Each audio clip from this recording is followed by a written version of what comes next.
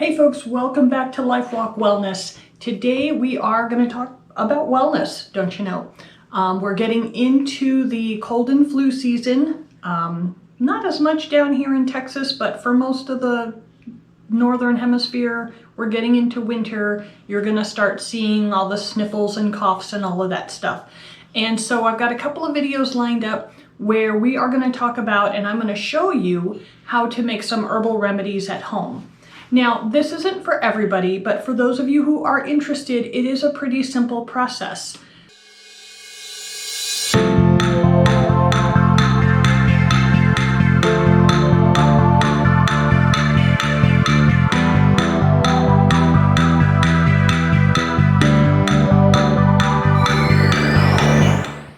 So what I'm going to make today is an elderberry tincture. So elderberries, and again, I'm going to start off first of all, cut myself off there, and tell you I am not a medical professional. I am not telling you what you should or should not take when you are sick. This is something that I make for myself and my family. I've been using this for a number of years, so you make your own decisions. If you have questions, make sure that you talk to your primary care doctor before trying anything new. That said, that out of the way, that's my little disclaimer there. We are going to make elderberry tincture today. Now, tinctures are pretty easy to make. If you've gone to any stores, a lot of the grocery stores carry them now. They're kind of expensive. You will get a little bottle about this size, that's about 2 ounces. For any, depending on the herb, it can be anywhere from $10 to $20, maybe even more. I can make usually a whole batch, like in a pint-sized jar, for just a couple of bucks. And that'll last quite a while. So we're just going to go ahead and get started today with making elderberry tincture. So these are dried elderberries that I've gotten from Frontier Co-op. I also frequently order from Mountain Rose Herbs online. I do trust them highly, but when the last time I was ordering, they were out of stock on these, so I went through Frontier to get them. Dried elderberries, again, are, I'll show you here. I don't know if you can see this in the video. There we go. So just little dried pellets, basically, is what they look like. You can wild harvest elderberries, but I highly recommend that you know what you are doing. They can get confused with other berries, pokeberries, which are poisonous. And you want the right kind of elderberries. You don't want the green ones. They have to be fully ripe and black. A few other things to think about. So if you're not educated on that side of wild harvesting, just purchase them and then you'll know that you're getting the right thing. So I usually make tinctures by the pint-sized jar, and I usually fill, for dried herbs, I fill about 1/4 to 1/3 full in the jar. So this is probably just under 1/3 of the jar. I don't measure things. Herbs aren't that picky.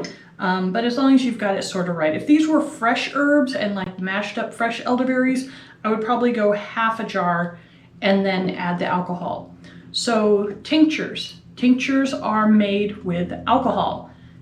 Usually brandy, vodka, Everclear. Vodka and Everclear are used frequently because they don't have their own flavor.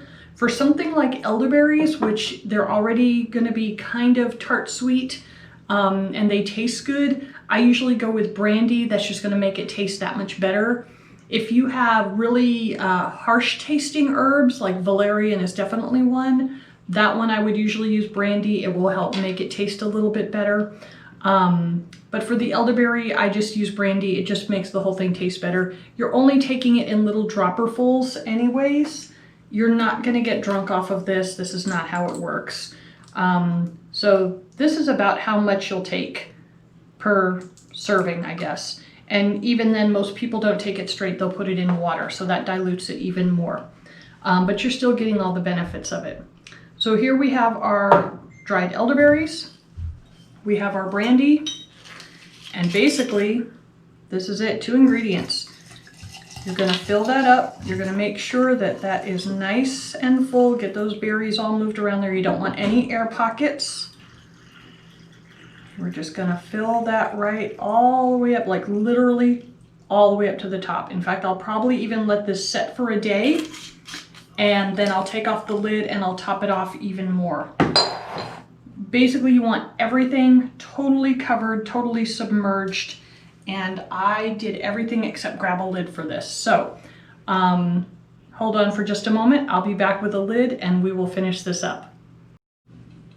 All right, we're back. Basic canning jar lid, 2-piece lid.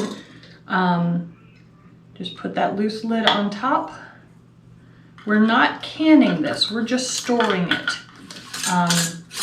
So you do want your lids to be clean and new, just as if you were canning, but we're not boiling this, we're not canning it per se. We're just gonna tighten that up real nicely, keep those in there, and we're gonna keep this in a cool, dark place for about 6 to 8 weeks.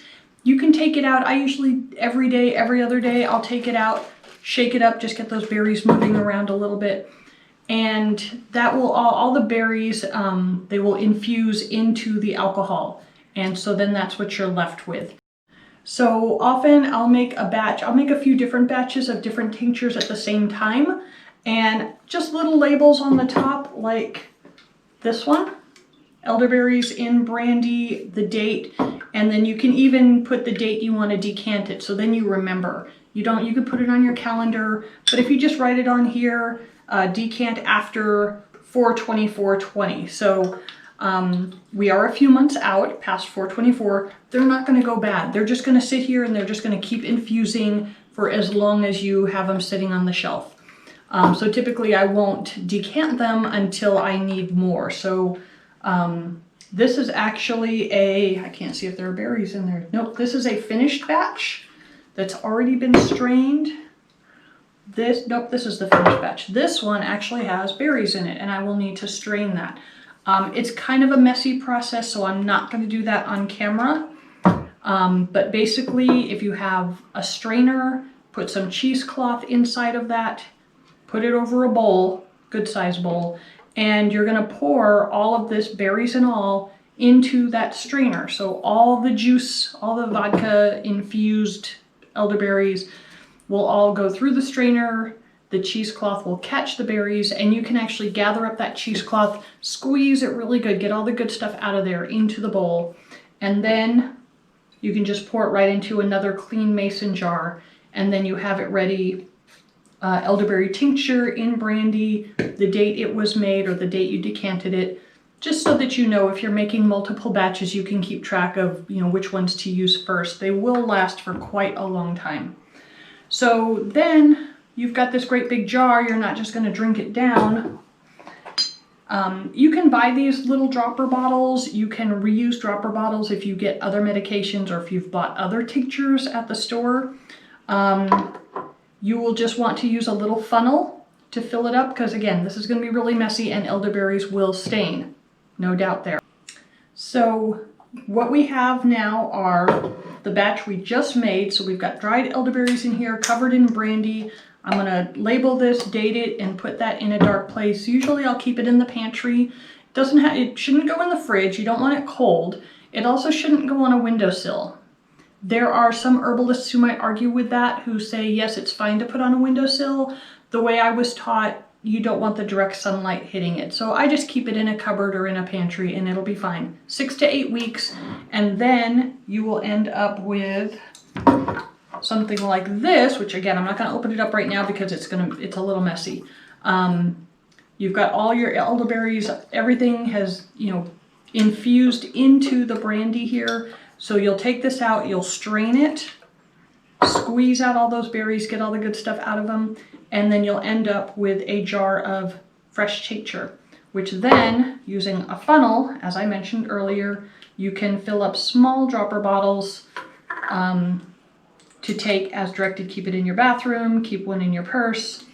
I take a dropper full in the morning, a dropper full in the evening. As we get into cold and flu season, Elderberries are good for building the immune system. Again, I'm going to throw this in here. I am not a medical professional. I am not your primary care physician. You will want to talk to them, especially if you're on any other medications, to make sure that nothing is going to counteract. So you can just Google it. Google, the benefits of taking elderberries, elderberry tincture, elderberry syrups. I am going to do another video on how to make elderberry syrup, which is very similar. You're going to take the dried berries and you're going to take preferably raw honey, and that's it. You're just actually gonna cook the elderberries down in water, get it really reduced like a thick syrup, and then you're gonna add the honey, which is also gonna act as a preservative. But we'll get more to detail in that next video when I make elderberry syrup, because I've got a bunch of friends and family who are expecting that this year. So that's it. Tinctures 101, super easy. Infuse it, let it set, strain it, and then put it in small bottles for use. Super quick and simple. It does take time. You have to be patient. You do want it sitting up on the shelf for 6 to 8 weeks. But other than that, it is one of the easiest things you can make and a great way to help build your immune system during the cold and flu season. Now that we've finished all that, thank you again for watching. Like, comment, subscribe, and until next time, be well. Take some elderberry tincture.